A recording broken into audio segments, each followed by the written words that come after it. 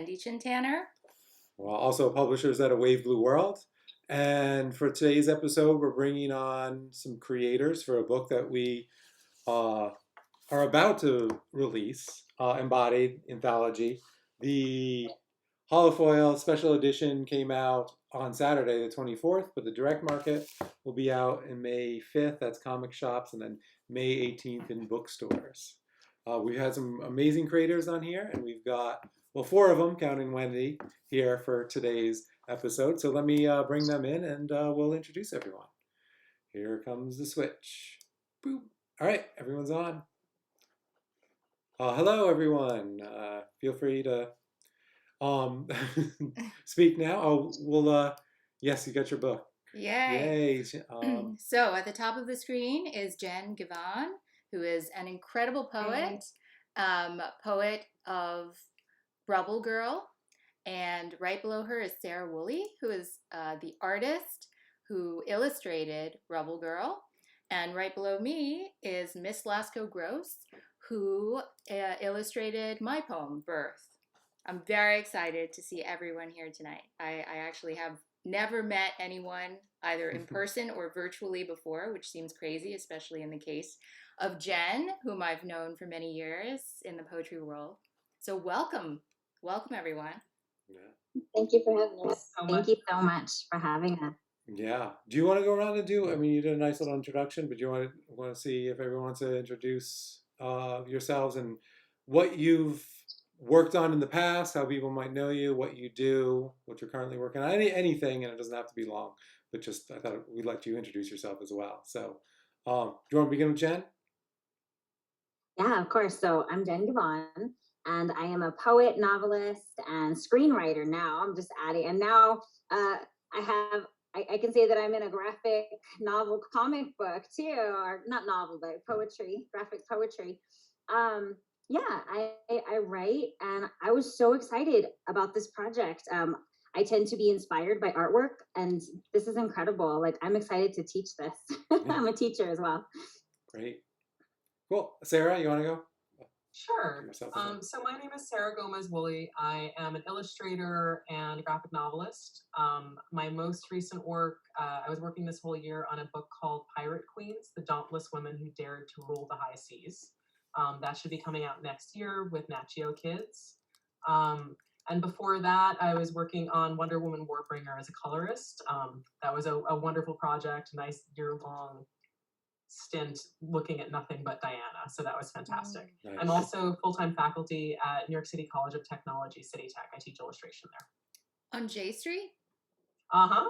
Oh my gosh. So, you know, my dad used to work in the fine art department there. He was the lab technician in the photography lab, and he was also an adjunct. And do you know WC Art Supply Company? That's my parents' store. So I was named after it. Yeah, small world, wild. I refer all of my students over there and actually walk them in and to buy their supplies for foundation drawing and figure drawing because they're not familiar with the supplies themselves. So we walk in together on the first class. So my dad's name is Walter Chin, which is why the store was called WC Art, and I was named after the store, Wendy Chin. Oh, that's an amazing connection. Yeah, what a small world. It's awesome. That is great. Oh, all right, Miss. I am an artist and a writer of primarily graphic novels. Switching up my roles, sometimes I write for other people, but I've done 2 graphic novels that were autobiographical with Fantagraphics. Escape from Special and A Mess of Everything, about growing up like a special ed kid and being a general disaster. And I've done a feminist sci-fi fantasy series called Henny, which I'm currently working on, and occasionally I do daily shouts for the New Yorker. Oh, awesome. Oh, and I'll be teaching at SVA in the fall. Oh, great. Fantastic. All right. Well, an excellent field here. So shall we get into Embodied and the process and working on it? You got a question to start off with? You want to? I guess my question to begin with was, what were your initial thoughts when you reached out? I think most of your first introduction would have been an email coming in from Wendy describing the project, with a rundown of what we were looking to do. That was before it was created. What were your thoughts? And anyone who wants to jump in about the project before you started working on it. I came in kind of late in the game to this project, and I think a lot of people had already done their contributions, and I'm thinking like poetry and comics, like what a unique combination. And it was just like, it was great because I got to see what everyone else had done. So I was thinking, how would these two mediums work together? I'm used to working from a script, and this is a script that's very literally descriptive of what's happening. It's never left open to interpretation. And I was just like instantly like, oh, I'm in. I think I got back to you guys like right away. Yeah. I was like, how exciting. Yeah, totally.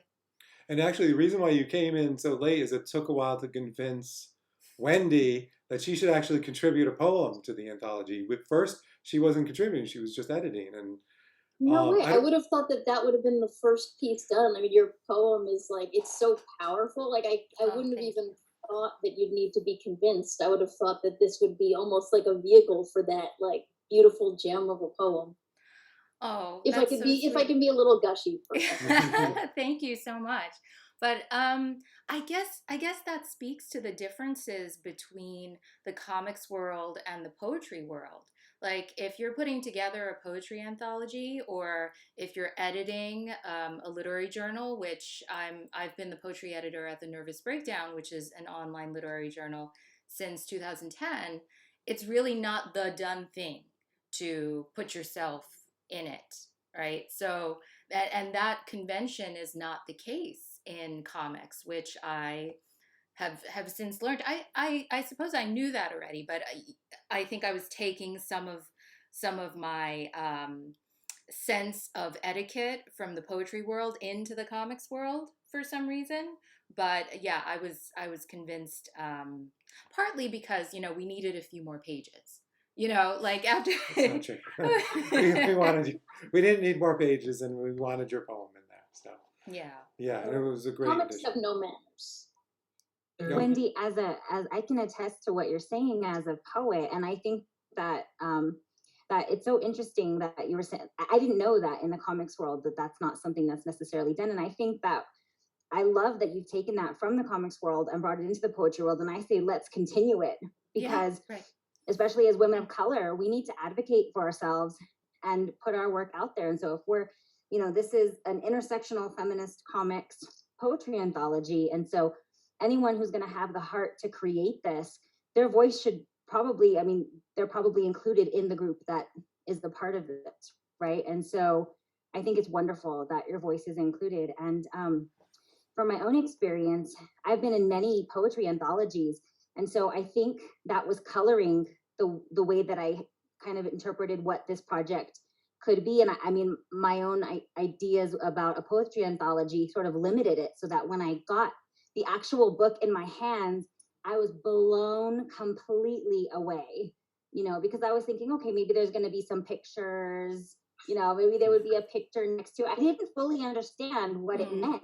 Right. And so to open it up and see it as a full-on comic book out of, a chapter in a comic book about my poem, to me was just like a mind-blowing experience. Wow.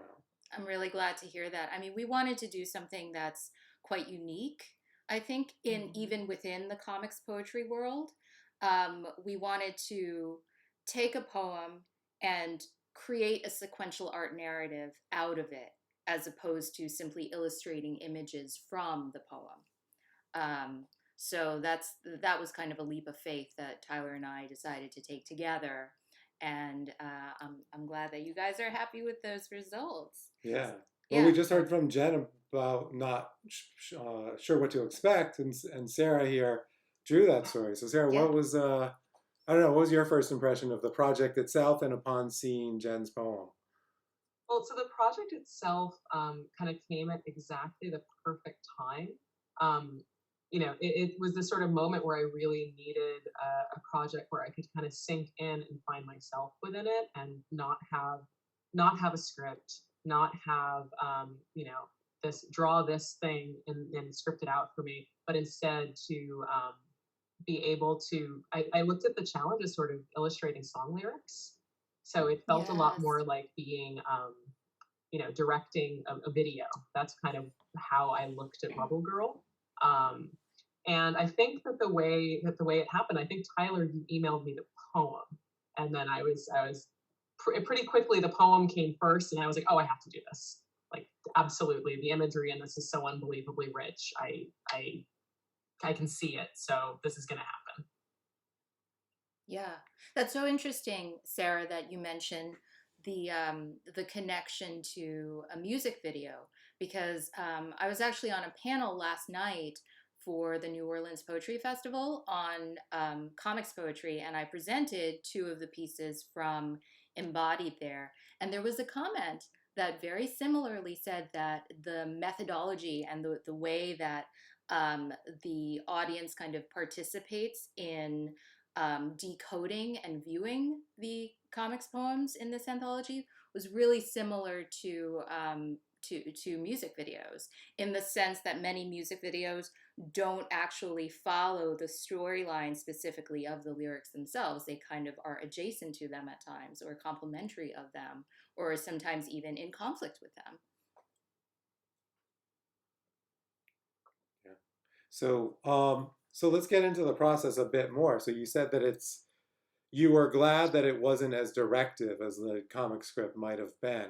But then how do you go about creating these beats and these pages and the flow? Because these did read really well as stories. And I know that Wendy and I tried to give some direction, but you two as the artist, Sarah and Miss, really had to make the decisions of the beats and the narrative to flow through. So I don't know if either one of you want to talk a little bit about that process. Well, it was radically different than drawing someone else's comic script.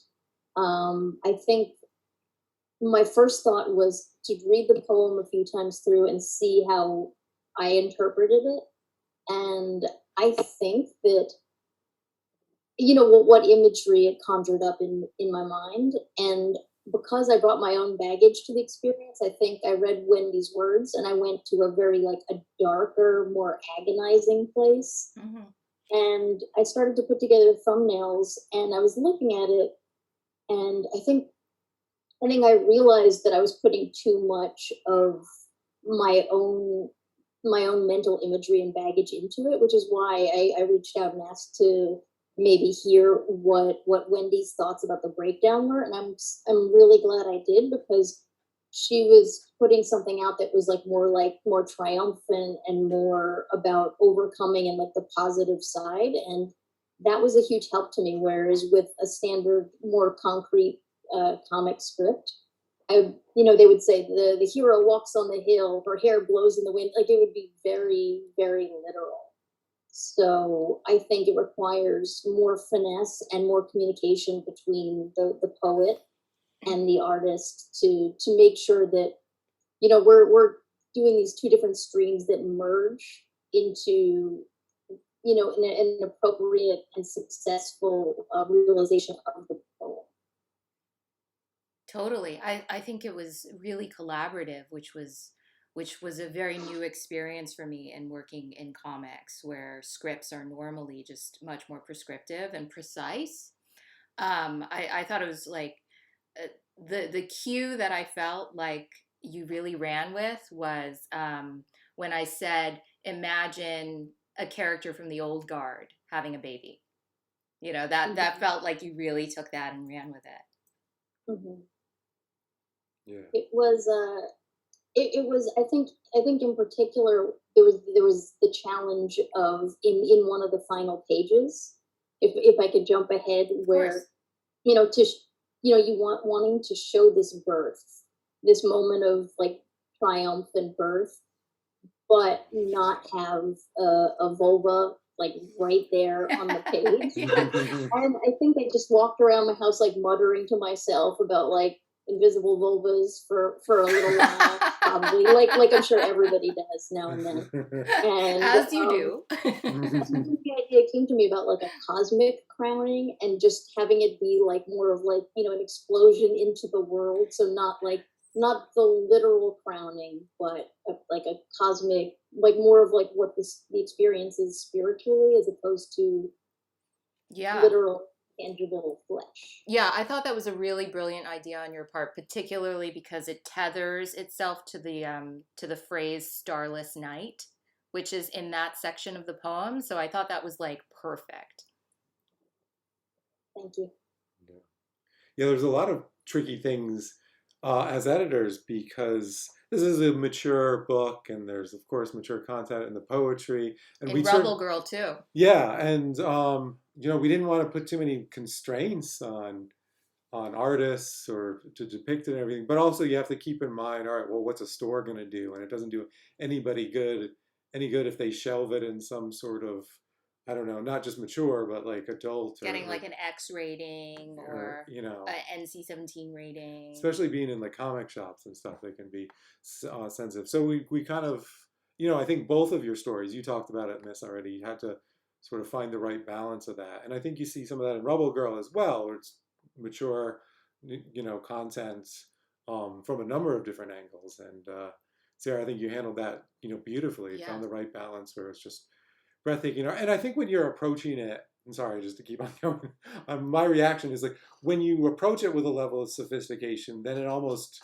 reads better than if you might have done something just for the sake of shock value or something like that. But that's my take. So Sarah, go ahead and let me know what you were thinking. No, I mean, thank you. Yeah. That's basically, so it was a little, I think the process was a bit different with Rubble Girl. This is actually my first time meeting or talking to Jenn, which I'm very excited to meet you. I was completely blown away by the poem, but similar to what Miss was saying, I mean, I think I brought my own baggage into the reading of the poem for sure. There were a lot of lines within it that I deeply related to, and I think I went into a pretty dark place with a lot of my sketching. But I reached out. I think maybe for similar reasons, I reached out to Tyler and Wendy, kind of asking like, well, what was the intent behind this? And the guidance I got was that that the main character is going to come out of it at the end. That at the end, she makes a decision, not to harm herself, because the poem does deal with themes of self-harm, and I chose to try to show a lot of what the main character was going through outside environmental influences. So, setting it in a desert, but then the desert is actually her body and it's chopped up. And then there's, a storm happening when she's talking about cutting herself, and the storm is blades, but kind of rain. So it's sort of, giving you this sense of her in the middle of a struggle, but she comes out of it okay. So I tried to deal with a lot of the difficult imagery through making it as pretty as possible. Yeah. Even though it was as dark as possible, so that it, would still feel like something relatable. Right. I felt a lot of surrealist Dali vibes, which I think were entirely apropos. And you're right. I mean, the end of the poem is about, well, to me, and Jenn can tell us, it's about, reparenting yourself and making yourself whole. Yeah, and I also found just one more thing. One of the things that I really responded to was a lot of the imagery to me felt very Southwestern or Chicana or something. I was drawn to that, and so that was part of my choices in terms of the setting and visual imagery, was trying to bring in those cultural elements. There was a specific kind of flower that you mentioned, a yucca, which I immediately thought yucca. And I did my research, was like, oh, that's not the same thing at all. And looked and tried to find exactly where you would find that plant natively, and that's why I ended up picking a lot of that Southwestern imagery. Yeah, so the experience for me was I opened up the book to see the illustrations for the first time for my poem, and it was like gazing into a mirror, Sarah. I mean, it was intensely, personally, I mean, just rich. And it was like everything that's happened inside of my brain, you know, that's what was communicated on the page, but I've never seen it. I've never seen, you know, except in my imagination, because that's how we create the images from the words, right? So I put the words onto the page, but here it was just like, you know, it was gorgeous seeing the altar, the Dia de los Muertos altar, the Day of the Dead, and yeah, the desert imagery, and it was just like, it was so incredible and startling, you know. And I finally got why my mom has been telling me my work is so dark for so long, you know. And I was like, what? Why, mom? Why? And I look at it and I see, well, okay, yeah, it's a mirror back to me. I am seeing what others have seen in my poetry. That, you know, when it's so close to us, it's a part of our everyday experience. We don't necessarily register it on the level that it's received by someone else reading it. So the surrealism is amazing, because the surrealist women artists are, you know, Frida Kahlo, Remedios Varo, Leonora Carrington, like that's who I model my poetry after. And that's what I was seeing on the page, Sarah, and these gorgeous, and this gorgeous artwork that you made. So I was blown away. I mean, it was your words, man. That's where it came from. There's one section of that poem that talks about the feeling of being catcalled. Oh man, that just like, it was an idea of being like stuck to the sidewalk, like you can't even get away. That was incredible. Yeah.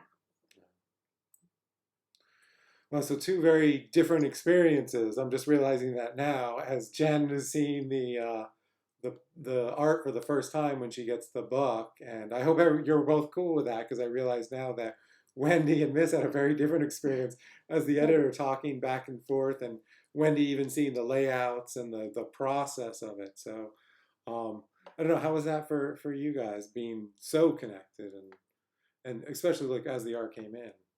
I really enjoyed that aspect. You know, I really like,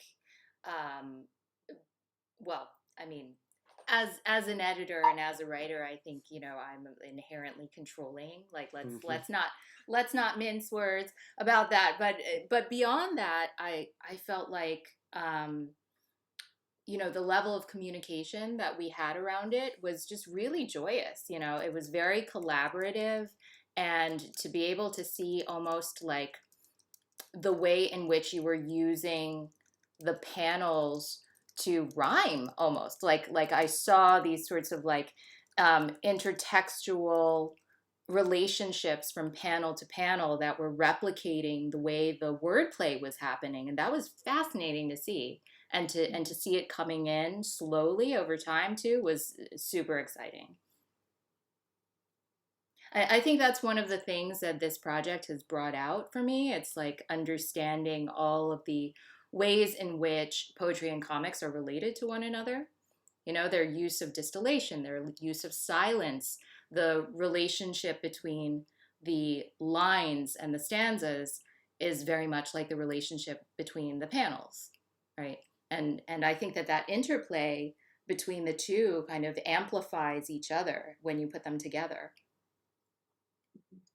Yeah, I would definitely agree with that. I mean, I found my first step was reading the poem out loud a whole bunch of times, just to figure out where the natural breaks were. Because I think, Tyler, you had asked about right in the beginning about like, well, how did you find the beats? Like that for me was just trying to find my natural speaking beats. And then I could decide on, okay, this isn't 8 pages, this is 6 pages, maybe, you know, this is the right panel distribution. But it came from trying to, from a spoken perspective first for me. Right. Miss, for you, was it more about like finding the story or finding the way to translate the language?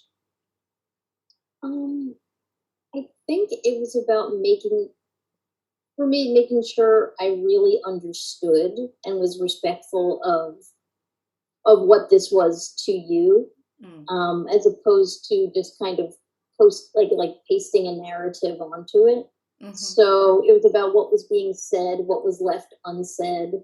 I don't think I read it out loud. I think I just read it to myself a number of times and just kind of felt where the emotional beats were in your writing Mm-hmm. and tried to break it up accordingly. But, you know, with my comic brain also at the same time, like, I can't have too much dialogue. I can't have too much text in one area. So it was about combining, you know, what I know about pacing comics with the intent of your poem and finding those breaks. That makes so much sense. That makes me think of translation as a good prism through which to understand this process, right? Because when you're translating something from one language into another, there are all these choices that you have to make. And some things are lost and some things are gained, and there's this negotiation. Yeah, one of the things I love about the way that it's lineated through the panels is that it also the book also includes the poem as it was written by the poet. So my version of it is included afterward. And so then it's a really great teaching tool for anyone who comes to poetry with all the baggage of, I don't know how to read a poem, I don't understand, you know, and it's like, but the graphic novel panels of it are so intuitive. And so then it's like, yeah, you don't have to read it just line by line, right? There are other ways that I lineated it as a poet by, I included, you know, sound and punctuation in some places that I was hoping would be the places that someone reading it aloud would know where to stop. But then you can compare that with how it's written on the page. And so I think it just teaches people how to read poetry in so many different ways, that there isn't one right way to do it, you know, which is, I think, why a lot of people are hesitant about coming to poetry. I don't understand it. Well, you don't have to understand it on, you know, that logical level. You can understand it and absorb it in more of a, you know, intuitive level. So I love that about the two versions side by side. That's such a good point. I often don't remember that the greater public has this aversion to poetry, or this kind of, you know, because just as people who are so steeped in that world, it you know, escapes my awareness that it's deemed as that there's some kind of barrier around it. And I think probably the visual art helps break that barrier to a degree. Yeah. Well, it's interesting. Some people feel that way about comics. I feel like when I first started drawing comics, and if I would show them to my parents or someone outside of the comic book world, they'd say, "Oh, I don't know how to read this." And I think people put up that kind of mental barrier with poetry too. They say, "Oh, I don't know. I don't know how to read this." And part of what makes this anthology so unique is that I don't think I've ever seen something where you're looking at a poem and reading a poem and experiencing it through like the filter of like another person's eyes. So there's like almost two steps to that process. So in a way, it invites poetry people into comics and comic book people into poetry. And they're like, no, you can read this. Calm down. Enjoy. It's awesome. You'll love it. Yeah. Yeah. I mean, that's what we were hoping for. You know, yeah. There are people that won't read graphic novels or comics or don't read poetry. And in some sense, they both are their own niche, but by combining them, I don't know. I mean, I hope we get poets reading comics and comic reader reading poems, but I'm also hoping that maybe somebody that didn't read either, maybe there's something about the combination of it appeals to them, and we'll get new readers of both. So I don't know. Has anyone? I mean, as a poet, we have two poets and two comic artists. Have you shown it to somebody that's like, oh, this is really getting me interested into comics or poetry? I've just shared it on my social media, and so far I've had higher response to this project than if I were to, you know, just have an anthology of poetry out. And it seems more like general readership as well. People who are just interested in women and femmes, you know, stories. And so, because I think the cover art does such a great job as well of being inclusive of what, you know, the experience of womanhood and all of its various facets, that it seems like it's already inviting in a general audience who's just intrigued by the idea. Mm-hmm. Yeah, that's what we're hoping, you know, putting it out there. And, you know, comics is a bit of a changing marketplace as well, too, because for a while it was just the comic shops and you had to really be into, you know, the genre and then know the shops, but it's getting out into bookstores more, we're expanding there. And so hopefully people are just book browsing, much like it was in independent bookstore day. Yeah. We'll pick it up just because of the content and the material. So, I mean, I've definitely had a lot of curiosity from people about the project when I posted it on social media, a lot of attention about it. But from within my university, I've had a lot of academic interest of professors who want to use it within their classes. Very cool. For exactly the same reason as Miss said, it's a gateway, right? It's for a student who is going to approach poetry or perhaps gender studies. This is a way where they can be invited into the topic that doesn't have this higher bar that they have to cross that says, yes, I'm a poet. Yes, I'm interested in this thing already. It's an open invitation. Yeah, that makes total sense. Yeah. Yeah, we're very gratified that should be the case. I mean, that was part of the reason we put the study guide in the back, actually, to facilitate that kind of classroom conversation. And so many of our poets are also creative writing instructors. It seemed like a wasted opportunity to not have them give us study questions about their own work. Yeah. So. Yeah, so do you guys have any questions for each other or for us about the project? And then we do have some viewers, so feel free to put anything in the chat. If anyone has any questions, we'll just sort of keep, going around a little bit. And, anybody chime in if they've got anything. I'd love to hear more about your working process, not to get too into the nuts and bolts, but how did you create your amazing work? Oh, thank you. As long as I have you here.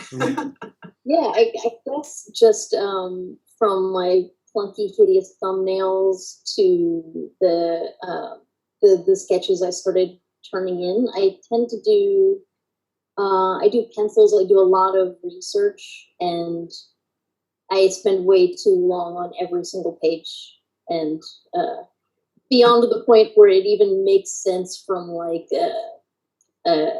any kind of time management. I do, yeah, I do like a hybrid of digital and just like hard copy, like physical tactile work. I tend to do everything by hand, which is, I guess, becoming more rare, but I'm an old in comics, so. That's why I was wondering if it was hand drawn. It has that look. Yeah, I like to at least start out that way because I feel like, I don't want to crap on digital because many people in my life who I love are all digital. I think that there's things that you can't get digitally, and I think there's a tendency of, like, when you're working on a tablet, it brings everybody's work a little closer together. And I like to be like somewhere way out there down the block where no one else is hanging out. So that's why I start by hand and then clean up all the catastrophes in Photoshop. How about you? So I'm a mix of analog and digital. Like you, I usually work traditionally first, but it really depends on the project for me. I do a lot of watercolor, and so that's, usually watercolor dyes and inks. That's kind of what I like to work in. And then clean up the disasters in Photoshop. Yeah. But with this project, this was, I'm not exactly sure why I decided to go 100% digital on it. I think it was because it was a short enough project that I could give myself a test to see, well, what would I do if I didn't move out of my iPad? Because I had been trying to learn how to, really replicate a lot of my watercolor mark making digitally and then bring in sort of different watercolor textures. So this project for me is a first of working entirely digitally and trying to still achieve that, that painterly look. So I started, Sorry to cut in. How was it for you? How did you find it? I really enjoyed it. I mean, by entirely digitally, I still splash ink around, scan it, and then have texture. So there's still a lot of hand-done stuff. But as far as learning to use digital textures in Procreate, it was sort of my first time kind of working and doing an entire comic in Procreate. And I really enjoyed the process, and it actually allowed me enough creative space on this project to then, to learn how to do that and then apply it later to some of the pages I did for the Nat Geo book. So it was a really good learning experience. I still gave myself the treat of getting to play with paint though, and scan my textures and kind of have that feeling, Yeah, that's great. And we mentioned the study guide before, but there's also the process section in the back, which, we really enjoyed getting material from both of you to put in there. And Sarah, was your original, because you sent us a really neat thing that had a lot of writing on it. Yeah, there it is.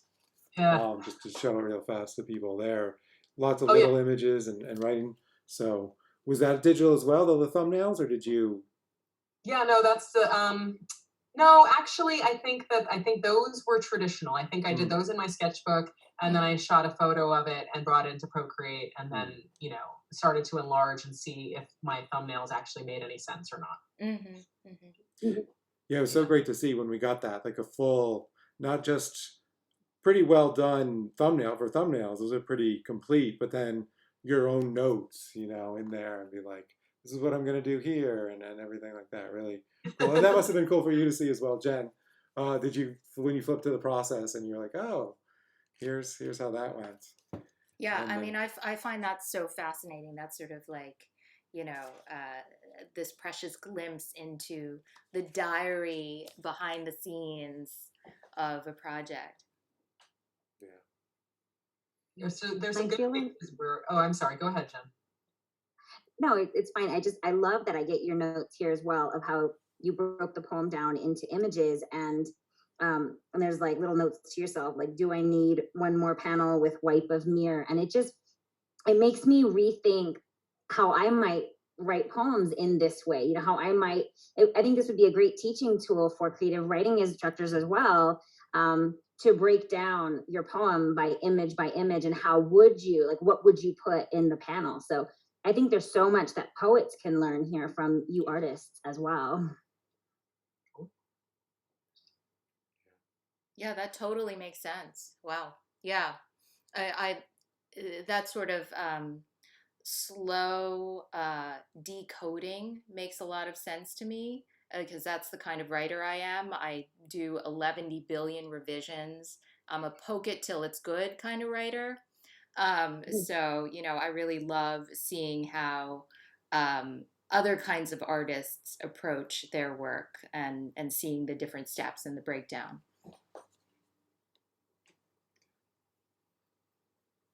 All right. Anyone else have any other questions for each other? I was going to ask something moving forward then, if I'm not interrupting anyone else. How do you see something like this going forward? I think we all agree this is something very unique. Is there potential for more of this, poetry and art? Do you think there would be different themes, more on this theme? I mean, what any thoughts about what's next for this type of project? I mean, personally, I found it to be, like I said, an incredible experience based on getting to, translate imagery through my own lens. Mm-hmm. If given the opportunity, I would love to continue doing that. I mean, like I said, it felt like being a director of music video, and it was very freeing. And I think produced for me some work that I'm very proud of, that is quite different than anything else I've produced this year. Also, on sort of another personal note, it gave me, your poem, Jen, gave me a space in which to process a lot of the darkness that we've all been living with in this time period. And so a lot of those emotions had a place to go through your words.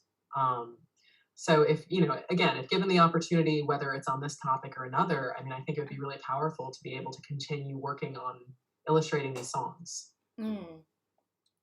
Yeah, that's a really good point, Sarah. I think that for all of us, perhaps working on this project during, the peak year of COVID and quarantine, it was a really intimate experience to be able to collaborate between, you know, so many different artists in this way was, you know, for me, incredibly rewarding. And, you know, it gave me a kind of sense of community at a time when we were so isolated. Oh, I 100% agree. Like any extra human connection, and especially something, you know, so meaningful and artistic, was much appreciated. To answer the question, I wonder if this could work or whether it would fall apart as a mirror image of the project. Oh, um, like if it started with the artist and they produced kind of a silent comic, you know, with whatever evocative imagery, and if the poet could work from there, so it would be the complete opposite. Wow, that's a really cool idea. Awesome idea. Yeah. Wow. That is super cool. Yeah, seriously. Embodied too. Yeah, maybe that's the key. Just reverse it. That's some food for thought, because we do love this blend of poetry and artwork, and obviously the subject matter was right on point as well. So we weren't sure, do we just do more of that? Should we try a different theme? But certainly that's a different approach to it as well, which is interesting. Yeah. Yeah, which I think is, you know, part and parcel of this kind of project. It's, you know, hybridity, experimentation, you know, kind of pushing the envelope. So that totally fits the bill. Wow. Yeah. All right. I mean, it could be a complete disaster, but no matter what, it would be engaging. Yeah. Yeah. I somehow really doubt it'll be a complete disaster, though. I think it'd be really interesting. I have a sort of a question. Oh, sorry. What did you say? Go ahead. I said it would definitely be, I think, maybe potentially a little wilder, a little more formless, like, and it forces the artists and the writers to stretch very different muscles than they're comfortable with, which is always an opportunity for something exciting. Yeah. Mm-hmm. Sarah, what were you gonna say? Sort of a quick question about the writing. One, what Wendy and Tyler, what brought you to wanting to create this anthology? And then the second thought is how did you go about sourcing the right poets? Did you say write a poem on this theme, or did you request poetry about this theme? Yeah, more of the latter. Yeah. So why we did? I mean, it was obviously your idea. So, right. I mean, so you know, apart from my work as a poet, I'm also a novelist like Jen, but I am also a sociologist, and my area of expertise is discourse analysis, identity, race, ethnicity, and production of culture. So, you know, all of that stuff is really my bread and butter. I had already been building a body of work in literary activism and running panels and discussions and curating talks on the subject of intersectional feminism. So it seemed like a natural next step to build a collection around that of some sort. And, you know, Tyler and I were ready to do the next Wave Blue World anthology. So we thought, okay, why not do an intersectional feminist anthology? And then I thought, you know what? I have spent the majority of the last 15 years of my involvement in our company that we founded in 2005, keeping my literary work separate from my comics work. So why not put them together? I have this, you know, network of wonderful poets whom I've known and worked with for over a decade. Why not tap into that network and let Tyler tap into his network and, you know, put together the best teams we can possibly find? And part of that was, you know, definitely deciding to work with all non-cis male folks. And beyond that, you know, we wanted to find the most ethnically, generationally, and regionally diverse array of writers and artists that we could find. So, you know, that was definitely first and foremost in our minds, just getting like, you know, a breadth of representation that spoke to the real spirit of intersectional feminism.